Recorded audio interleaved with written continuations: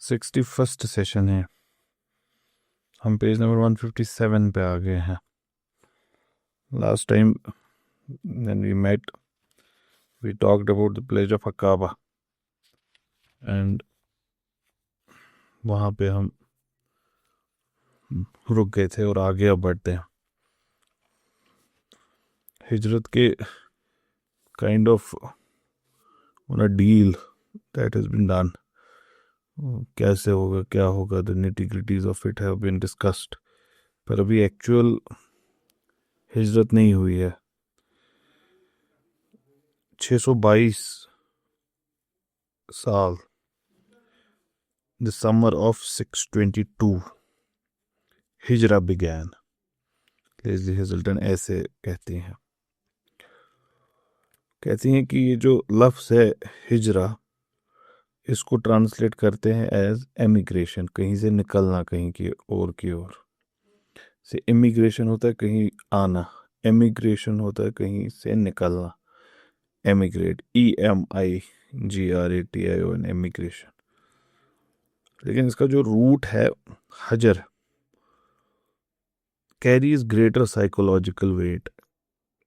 Arabic एक fascinating language है। Arabic,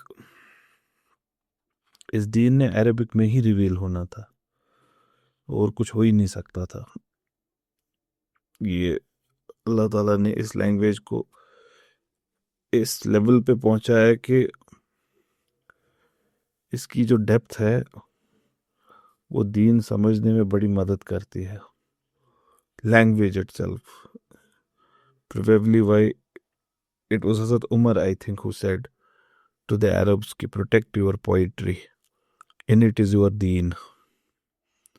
तो अरबिक लैंग्वेज में ये दीन है, क्योंकि हमारा ये एक समझ है मेरी कि दीन वैक्यूम में नहीं होता।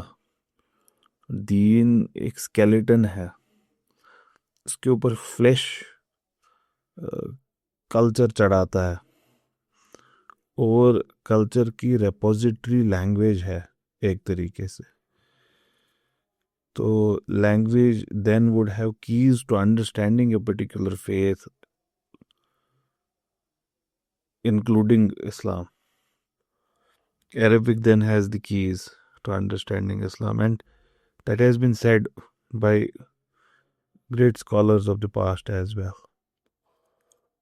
Now, consider this word hijrat. हम सब इससे वाकिफ हैं, लेकिन what it means, इसका जो साइकोलॉजिकल टर्मोइल है वो नहीं दिखता है ऐसे जब हम बोलते हैं कि someone shifted from one place to another. But the Arabic language has chosen such an amazing word for it, hijra, that it in itself contains the meaning of the psychological trauma associated with it. Because लफ्जी माने इसके नहीं है एमिग्रेट होना, लफ्जी माने इसके हैं किसी चीज का उसके सोर्स से कट ऑफ होना। वाव, टू कट ऑफ, अलग हो जाना, किसी हिस्से का किसी बड़े हिस्से से अलग हो जाना। आपने सुना होगा वो हिजर यूज करते हैं हम उर्दू में वर्ड अकेलेपन के लिए। बनी हिजर में राता इंगीठियां बता कोयले वर्गा जल बुझ के तैनू की मिलिया तुरकलियां वे। बनी हिजर में राता इंगीठियां, ये अकेलापन है तुम्हारा, इस अकेलेपन में तुम्हारी रातें इंगीठियां बन गई और तुम कोयले की तरह उस इंगीठी में जलते रह गए। तुम्हारा ये जलना तुम्हारी रातों को इंगीठी बनाता रहा, और ये जल के तुमको क्या मिला? कुछ भी नहीं, उठो और अब बढ़ो। That's what the poet says. खैर, हिजर word here signifies that loneliness, and then hijrat, then that would mean that emigrate karna, but with that psychological trauma of separation, of loneliness, of being cut off from the beloved. That is what hijrat means. इसके अंदर वो एक heart ranging pen है जो इस लफ्ज़ में दिखती है। और of course that's the word they would have chosen. Why? Because यहाँ पे आइडेंटिटी बहुत इम्पॉर्टेंट है. हम बहुत बार इस पे we have emphasised it umpteen times till now कि this thing mattered to them. Identity, ancestry, where are you from, who do you belong to, what's your tribe, what's your, and that everything is gone. You are cut off. You're cut off. You are a muhajir now.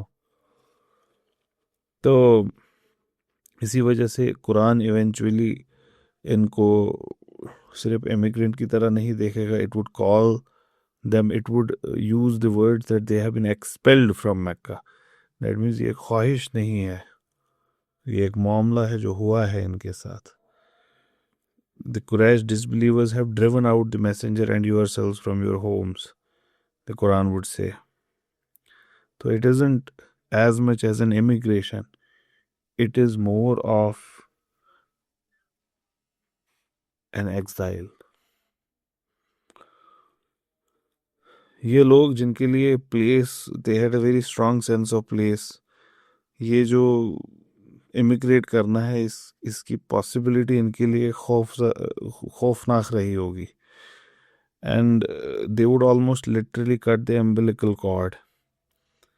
They would sever themselves from tribe, clan, and then family as well. And then from Kaaba.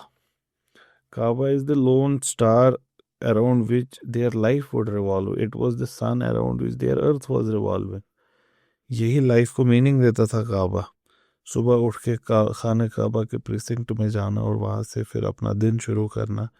जब कहीं और तिजारत के लिए किसी काम से जाएं तो वापस आके पहले इसके हरम शरीफ में दाखिल होना और फिर वहाँ से निकलना, और यही पूरी ज़िंदगी करना. And all of a sudden you are cut off from. And you would understand this इंशाल्लाह when you go for Hajj or Umrah, and then when the moments of leaving the Prophet's mosques sallallahu alaihi wasallam would come, it has such a trauma, it has such a profound effect on you that you wish that it was better you died here at that immediate moment than live one more moment of your life leaving that place.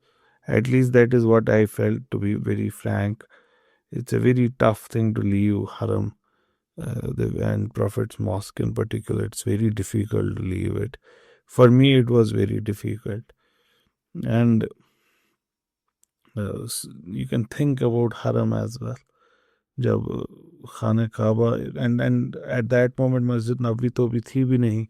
So it is the only place they know as a noble sanctuary that God has made. तो उस जगह को छोड़ के जाना, this would have been so sad for everyone.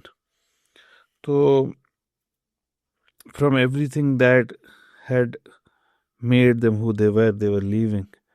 जिस चीज़ ने भी उनको मीनिंग दी थी ज़िंदगी में, उसको छोड़ रहे थे. इस सब में हिम्मत चाहिए और ईमान भी. लेज़ली हेज़ल्टन कहते हैं शायद वो हिम्मत जो सिर्फ ईमान से आती है. ईमान से जो क़ुव्वत आती है अजीब व गरीब होती है. इसका आई डोंट नो इसको मैं बयान कर भी पाऊँगा कि नहीं. पहले तो बयान करना ही मुश्किल है, ना मेरे पास करेज है. पता नहीं ईमान भी है कि नहीं, अल्लाह ही जाने क्या है. एक ताकत सी होती है ऐसे लोगों में, टू काइंड ऑफ अंधेरे में तीर चलाने जैसा होता है ये ईमान. लेकिन फ़र्क बस ये है कि there is some light which is not visible to eyes but visible to your heart that guides the arrow, and you know it's going to hit its target. You know, this future that is unfolding in front of us is uncertain. ये सब के लिए uncertain ही है. ये we don't know what's happening the next moment बहुत जल्द का हो सकता है. रिकॉर्डिंग अभी रुक सकती है. नेक्स्ट मोमेंट कुछ भी हो सकता है. We don't know. लेकिन उसके बावजूद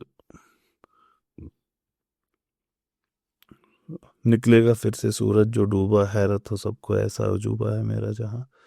एक ईमान वाले का जहाँ जो होता है वो उसमें अकेला नहीं होता। जो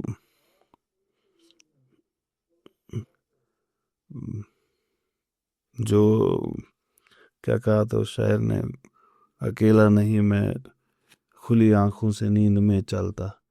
तो ये जो ये ईमान वाला इंसान होता है ये खुली आंखों से नींद में चल रहा होता है। गिरता ज़्यादा है, कम संभलता है, लेकिन फिर भी न कोई शक न शुबा, निकलेगा फिर से सूरज जो डूबा, हैरत हो सबको ऐसा अजूबा है मेरा जहां। तो ये जो ईमान वाले लोग होते हैं इनका ऐसा नहीं होता है कि they stretch their arm into this uncertain future and they would have something, but at the same time, their heart is in such a state that they are almost certain that they would have something. It's a kind of a very tricky situation to be in, I would say. I mean, not really, but to explain it is difficult कि ये कैसी state होती है। इसमें पता भी होता है और नहीं भी पता होता है कुछ भी। एंड बट ये बड़ी खूबसूरत स्टेट होती है। We should all yearn for it, we should all try to achieve it. एक what could define it in the best possible way is the word sukoon, I think. Sukoon is a very interesting word once again in Arabic, and like I said in the beginning of this talk that Arabic is an amazing language and this religion could have been revealed only in Arabic. सुकून हम use करते हैं for things to be static, एक जगह पे होना। Now, a believer's heart is static. Why would it be static? Because it is concentrating on one. It's not concentrating on two things, three things, four things. It's concentrating on one. And it doesn't have to take its eyes off. When the goal is one, and the goal is Wahid, Tawheed, then there is no shaking. That there's that one goal, that unshakable goal, uh, and you would not falter. You would be in the state of sukoon, because you're not shifting. Your goalposts are not shifting. Your movement is towards that one star that is there. तो इस वजह से the state of iman is that of sukoon, and that gives you courage. कि the rope I am tied to is a very strong rope, and God says لا تسموا بحبل الله جميعا ولا تفرقوا, and hold tightly to the rope of God and do not get divided into groups. तो ये जो रस्सी है खुदा की, ये बड़ी एक कुव्वत देती है जिसको बयान करना मेरे लिए मुश्किल हो रहा है। मैं I am not able to tell you what am I feeling. तो let's leave it there, maybe some other time, God willingly.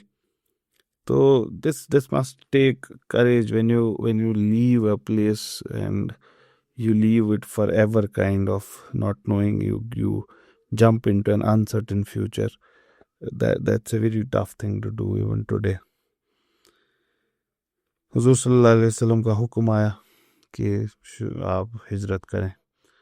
अपने फ्लॉक को पहले उन्होंने कहा कि आप हिजरत करें, and they began to leave for Medina ahead of him. तो हुजूर सल्लल्लाहु अलैहि वसल्लम अभी मक्का में ही रहे, लेकिन बाकी सब लोगों से कहा कि आप लोग शिफ्ट हो जाएं एक एक करके छोटी छोटी टुकड़ियों में,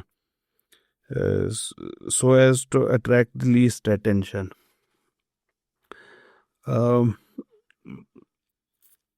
ये जो बात है ना, ये बड़ी खूबसूरत बात है, हुजूर सल्लल्लाहु अलैहि वसल्लम का रुकना और पहले इन सब को भेजना। टाइम मैगज़ीन बड़ी मशहूर मैगज़ीन है। टाइम मैगज़ीन का आई थिंक कौन सा 1974 का एडिशन, 1974 15 जुलाई का एडिशन है। उसका टाइटल है, कवर स्टोरी ना, लीडरशिप इन अमेरिका। तो उनके अपने मामलात इन क्वेस्ट ऑफ लीडरशिप का कवर स्टोरी है उनकी। उसमें फिर एक और सेक्शन है, स्पेशल सेक्शन करके, who were histories greatest leaders. तो अगर आपको मौका मिले तो इसको देख लें, 8-10 मिनट की रीडिंग है, टाइम मैगजीन की वेबसाइट पे है, 1974 का। इसमें एक बड़ा स्पेशल मेंशन है जूल्स मैसरमैन का। जूल्स मैसरमैन एक साइको एनालिस्ट थे, अपने वक्त के, लेट 1900s में ये दुनिया से रुखसत हो गए। ये बड़ी अच्छी बात इन्होंने कही है, मतलब इसमें बड़े सारे लोगों को कोट किया गया है कि उसने ये कहा, उसने ये कहा, इसने ये कहा, फिर ऐसे ही जूल्स मैसरमैन को कोट किया गया, यूएस के साइको एनालिस्ट है। तो मैसरमैन कहते हैं कि किसी भी लीडर ने ना 3 फंक्शंस को करना है, 3 फंक्शंस को फुलफिल करना है। सवाल क्या है इनके सामने, वही कि हिस्ट्री के ग्रेट लीडर्स कौन हैं। But he goes a step ahead and he tells us कि हाउ वुड वी नो, मतलब what is the methodology one must adopt, and he tells us कि leaders must fulfil 3 functions. What are those 3 functions? Provide for the well being of the led. जो जिनको भी आप lead कर रहे हैं ना, you have to provide for their well being. And then you should provide a social organisation जहाँ पे लोग रिलेटिवली सिक्योर फील करें। और फिर you should provide them a set of beliefs जिसके अराउंड वो जिंदगी को गुजारे। मैं इसको, मतलब मुझे ये बहुत प्रोफाउंड बात लगती है जो मैसरमैन ने कही, क्योंकि मैं जब इसको पढ़ता हूँ, मैं जब इसको देखता हूँ, मैं देखता हूँ इन्होंने वही बात की है जो क्लासिक है।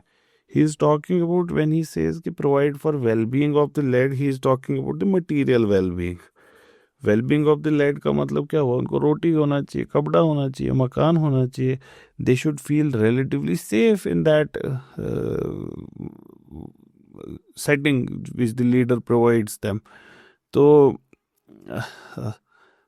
then after material he moves on to what I would call the social angle, and he says provide a social organization in which people feel relatively secure। कि सोसाइटी का जो सेटअप है, ढांचा है, वो ऐसा है कि वो सिक्योर फील करें। And this makes sense as well later. What was his name? Abraham Maslow would talk about hierarchy of needs, and he would place physiological needs first, which I see as Messerman's material needs, and then he moves on and talks about security. I'm talking about this hierarchy of needs, Abraham Maslow की, and now he is saying social organization भी, society भी ऐसे वो leader build करना चाहिए जहाँ आपको relatively secure feel हो कि I'm safe here, this is how things should have been, this is how things are, and then he should provide them with one set of beliefs, and this I look at from the angle of spirituality. तो he's kind of, मतलब ये बड़ा एक holistic और beautiful vision है which is saying material is taken care of, social is taken care of, and spiritual is taken care of. That's what a leader must do. And that kind of brings us to the problem of modern world as well. The problem of modern world is dehyphenation between the three. इन तीनों को अलग अलग कर देना। मतलब what do our leaders try to give us? They try to sell us only the material, GDP growth, GDP growth की बात करेंगे, सबको रोटी कपड़ा मकान होना चाहिए, इतने सारे लोगों को गरीबी से बाहर निकाल दिया। Nothing of social structure, nothing of social organisation and set of beliefs is given, and that's why the modern man feels void, और इसीलिए उसको वर्ग लाना भी बड़ा आसान है, किसी और ग्रुप के खिलाफ उसको खड़ा करना आसान है, because there is this spiritual void inside people who are running after this growth and other things. खैर, Jules Masserman moves ahead and then says कि लुई पास्चर थे, सॉल्क थे, ये बड़े अजीम लीडर्स थे in the first sense of the term, that they provided for the well-being of the people they were leading. Pasture का तो health वाले side में बड़ा रोल अदा किया उन्होंने. And then he says Gandhi and Confucius and Alexander and Caesar and Hitler, these were great leaders in the second and third sense. जैसे Gandhi and Confucius in the second sense, कि एक social organization के बारे में बात करते थे जहाँ पे आप relatively secure feel करते as compared to what you were already in. And is that not correct? That's, of course that is correct. Gandhi tried to do that. And then Alexander, Caesar and Hitler. these they tried to provide kind of a set of belief. They also tried to build a kind of secure society for their followers, the people they were leading, and giving them a set of belief as well कि आपको किसके around अपनी जिंदगी काटनी है. तो these are more of the second type, social organization type. And then he moves on and talks about Jesus and Buddha, Gautam Buddha. And I also like the list he has given. The list is quite, इसमें diversity है. So it talks about Jesus and Buddha, and he says they belong in the third category alone. The third category being providing this one set of belief, spiritual aspect को देखता. And then he says perhaps the greatest leader of all times was Muhammad sallallahu alaihi wasallam, who combined all the three functions in one. And to a lesser degree, Hazrat Musa did the same. Now, the point here being कि ये मैसरमैन की जो ये बात है हुजूर सल्लल्लाहु अलैहि वसल्लम के बारे में, ये बेहद सटीक बात है. और इनकी जो डेफिनेशन भी है व्हाट लीडर्स मस्ट डू, ये भी बहुत सटीक बात है. बड़ी इसमें clinical clarity I would say it has. And it is visible. The Prophet sallallahu alaihi wasallam is providing for the well-being of the led. He himself stays in Mecca and he makes, इससे पहले एबिसीनिया की तरफ हिजरत हो चुकी है कुछ लोगों की. He is not just preaching to them and then leaving them, God forbid, to die or whatever. No, he is actively seeking ways and means to keep his flock safe. And this is something a good shepherd would do.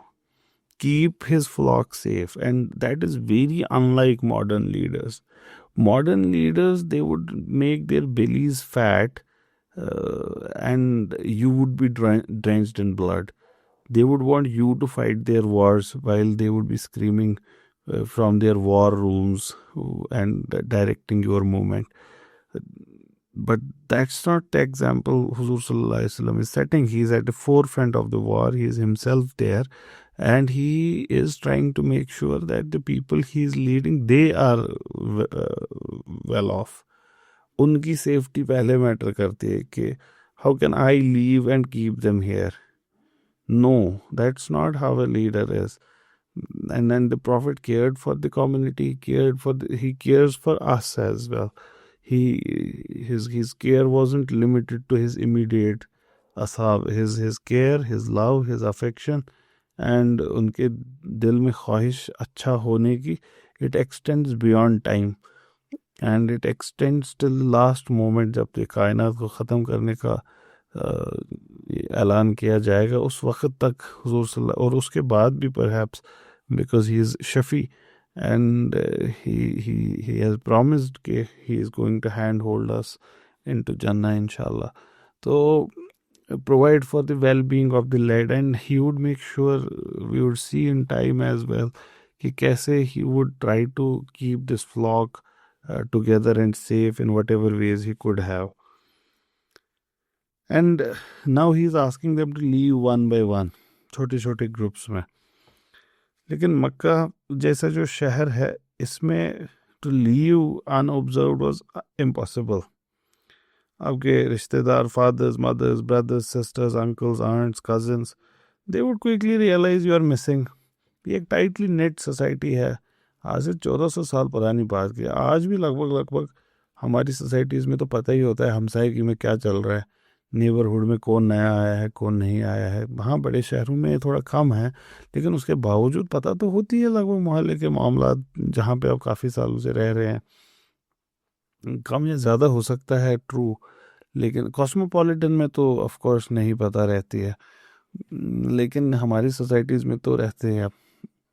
और जितना हम पीछे जाएंगे history में तो उतना ज़्यादा tightly knit societies हैं. और हम मक्का की बात कर रहे हैं, आज से 1400 साल पुराने मक्का की. If a person goes missing, everyone knows. तो they would know it. They would quickly realize कि कोई जा रहा है या planning to leave, and they would try to stop them. And sometimes this would be वही एक गुजारिश के नहीं जाएं, and sometimes it would be by force as well. एक इमिग्रेंट, एक साहबी फिर बाद में कहेंगे कि जब हमने फैसला ले लिया कि we are leaving for Medina, हम तीन मिले, तीन दोस्त, तीन साहबी कि हम मिले और हमने डिस्कस किया कि मक्का के बाहर 6 किलोमीटर एक जगह है, वहाँ पे तीनों मिलेंगे, वहाँ से एक साथ निकल लेंगे। और हमने ये फैसला किया कि अगर हम में से कोई भी एक फेल हुआ टू कम, तो the other two should go without him. इसका मतलब ये है कि उसको बाय फोर्स रोका गया है और कुछ किया नहीं जा सकता, बाकी दो ने निकलना चाहिए था। और फिर यही साहब नरेट करते हैं कि सिर्फ दो पहुंचे वहाँ पे अगले दिन, तीसरा नहीं पहुंचा। तीसरे के साथ क्या हुआ था? He was intercepted halfway there by one of his uncles. उस अंकल के साथ कौन था? अबू जहल। और इन्होंने उससे कहा कि तुम्हारी माँ वेट कर रही है, और उसने कसम खाई है कि वो she is not going to comb her hair and she is not going to take shelter from the sun. वो धूप में रहेंगी जब तक तुम्हें वापस वो ना देखे। जब वो वापस आ गए, they kind of started violent behaviour with him. उनको धक्का मार के ज़मीन पे गिरा दिया, उनको बांधा गया, and he was forced to leave Islam. And the uncle then declares to everyone कि ये हशर करो इनके साथ। O man of Mecca, deal with your fools जैसे हमने हमारे फूल्स के साथ डील किया। और ये बिहेवियर यहीं पे नहीं रुका with people who are trying to leave. ऐसा नहीं है कि women were dealt with kindly, ऐसा उनके साथ भी बड़ा बुरा हाल किया गया। जैसे उम सलमा, उम सलमा एक बहुत इम्पोर्टेंट फिगर है, and she would later become the prophet's wife sallallahu alaihi wasallam, and after she was widowed। तो ये भी नरेट करती हैं कि इनके साथ क्या मामला हुआ। इन्होंने भी फैसला लिया, इनके और इनके शौहर ने, और इनके एक छोटी औलाद इन्फेंट ही थे उस टाइम पे गोद में। तो इन्होंने फैसला किया कि they are going to leave for Medina. तो लेकिन जो सलमा थी, इनके जो रिलेटिव्स थे, किन्समैन थे, उन्होंने इनके शौहर से कहा, देखिए आप जो करना चाहते हैं आप करें, you are free to do whatever you want, लेकिन dare you think you are going to take one of our relatives with you. हमारी एक बच्ची को आप हमसे अलग करेंगे, ऐसा हम होने नहीं देंगे। Salma is staying here, you do whatever you want to do. तो the camel rope was snatched from his hand and Salma was separated from him. ये वो खुद नरेट करती हैं कि दे टुक मी फ्रॉम हिम। लेकिन मामला यहीं पे नहीं रुकता। आई थिंक अबाउट, हम बात कर रहे हैं फिर से वही हिजरत जो है, ये हिजर है। इसमें इसमें कट ऑफ है, इसमें टर्मोइल है, इसमें इसमें अकेलापन है, इसमें बड़ा साइकोलॉजिकल वेट है। ये सिंपल नहीं होता हिजरत करना। बड़े लोग आजकल ना कितने इजीली कहते हैं कि दीन ने हिजरत मांगी है आपसे, हिजरत करो एंड ऑल। तुमको कुछ नहीं पता कि दीन ने क्या मांगा है, और तुमको ये भी नहीं पता हिजरत का मतलब क्या है। आप तो पहले ही एसोसिएटेड ही नहीं हो अपने लैंड के साथ उतना कि आप हिजरत कर सके। आपने तो अपने वतन से मोहब्बत करने को भी हराम ही कर दिया है, डिक्लेयर। तो आपके लिए तो हिजरत कभी हो ही नहीं सकती क्योंकि हुब्बुल वतनी को तो आपने हराम ही डिक्लेयर कर दिया है। जिसने हराम नहीं किया है डिक्लेयर, उसको बिदअत बोलता है। तो खैर, हिजरत हो नहीं सकती अगर वतन से मोहब्बत नहीं है। तो खैर, the point being she is narrating, हज़रत सलमा वो कहती हैं कि कैसे मुझे अलग किया गया मेरे शौहर से। और मामला यहीं पे नहीं रुका। जब उनको उनके शौहर से अलग किया, in come her in laws, जो हस्बैंड की फैमिली है। और वो क्या आर्ग्यू कर रहे हैं कि who is going to take custody of the child, because child matters in this society. और ये एक इन्फेंट है, छोटा बच्चा है जो हज़रत सलमा के गोद में है। And now they are battling over who would take him. कहते हैं, we can not leave the boy with you now that you have torn his mother from our kinsman. उनके इन लॉज ये कह रहे हैं। And now to make the matters worst, ये इस छोटे से बच्चे को दोनों ग्रुप खींच रहे हैं कि no we'll take him, we'll take him. और इस मामले में, इस पूरे इंसिडेंट में ही इज़ इंजर्ड। इनका शोल्डर डिसलोकेट होता है इस छोटे से बच्चे का। So the point here once again being the cost of hijrat is not simple as you might think. ये इतने आसान से नहीं हुआ उठ के निकल गए लोग. No, there was a cost that was paid. And in the end, finally, it was her husband's family that took the child. And Salma's family took her और हस्बैंड चले गए मदीना. तो वो बाद में फरमाती हैं कि ये था, this is how I was separated from my husband and my child both. मेरे बेटे और मेरे हस्बैंड दोनों से मैं अलग हुई थी. To tell you the cost of हिजरत. And there was nothing she could have done about it. She would cry about it. She would weep in the valley every day. And finally, the families realized that this is too much that we are doing. And then she finally got her camel. And once again, this you have to see, you have to feel, you have to picturize in your mind and to see the cost of hijrat. That there is this lady with an infant child with a dislocated shoulder, kind of ना बंधा हुआ, जिसको छोटा बच्चा रहा होगा and उनको बांधा होगा इन्होंने किसी कपड़े से अपने जिस्म के साथ, और ये दोनों इस बंजर रेगिस्तान में अब निकल रहे हैं मदीना की ओर. God knows where they are going to end, only God knows. And time would tell that they would reach their destiny, but at that time no one could have known.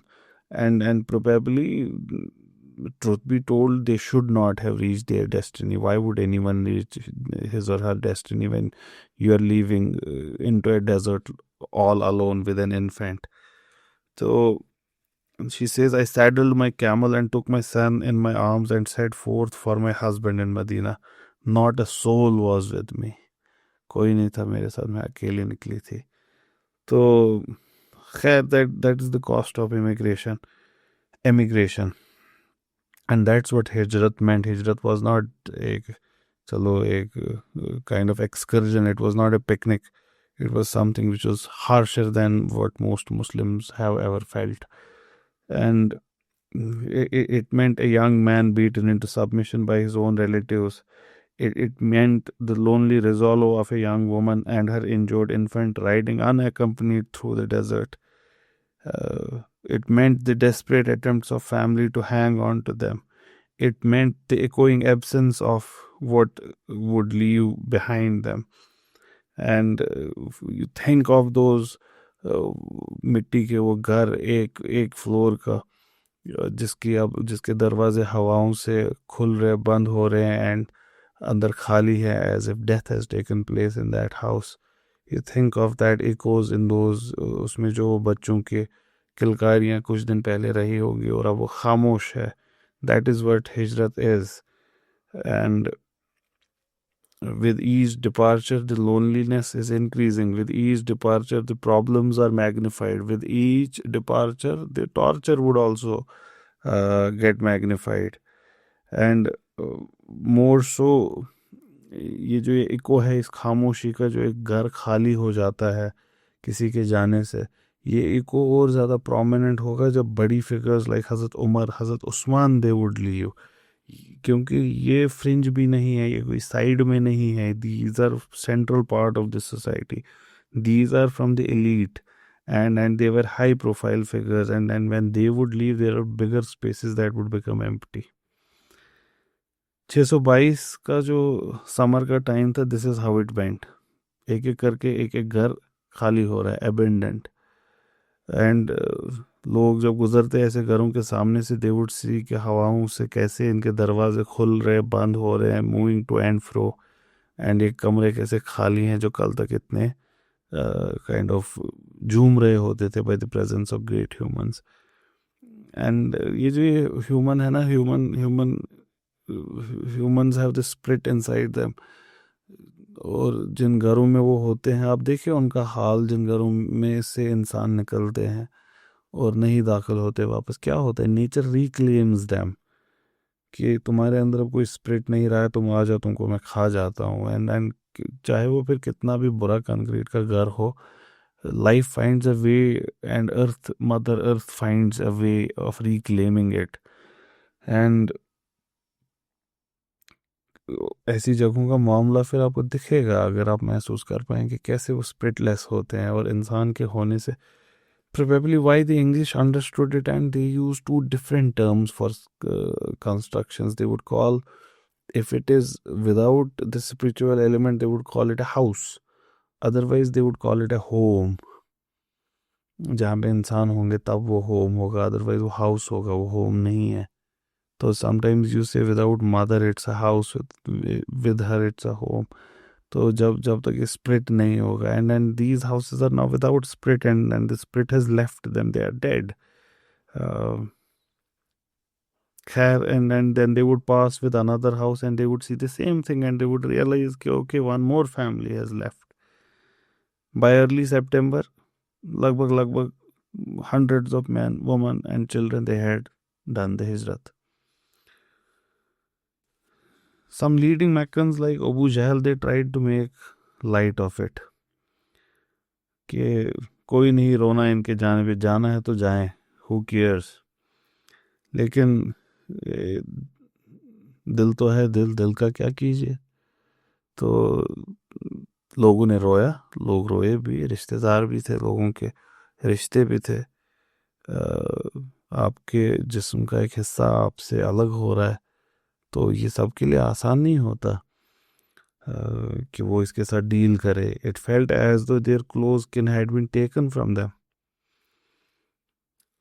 लेकिन इस सब के बावजूद ये जो ये काइंड ऑफ क्या बोले इसको, एक ना वो सैडनेस सी छा गई है शहर पे.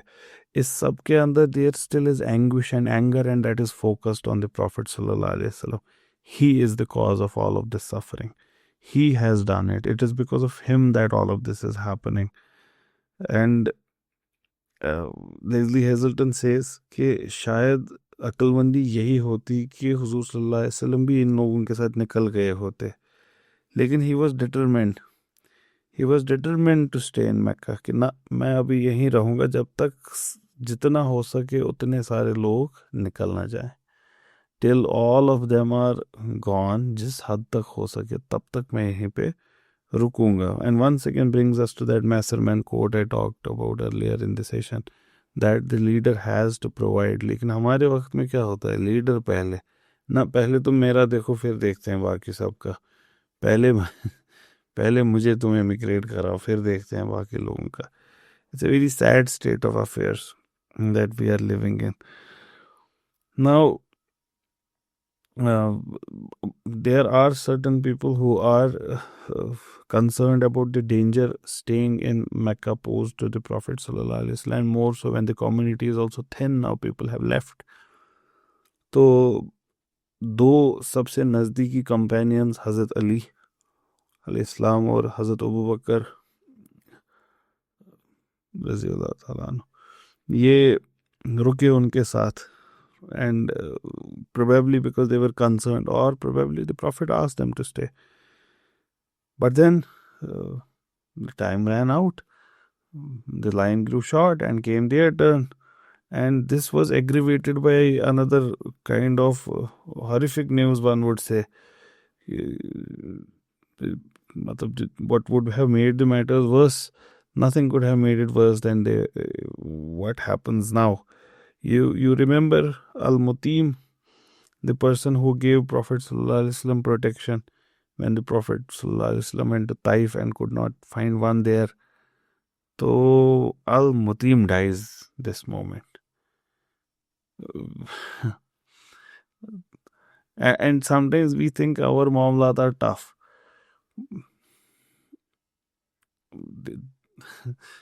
खैर, तो Al-Mutim was elderly and he dies. He was the protector is वक्त तक. And now that Mutim has died, the Prophet is left with no protection at all, and he is still in Mecca. He has not emigrated yet. What happens after this, we'll look at in the next session, inshallah.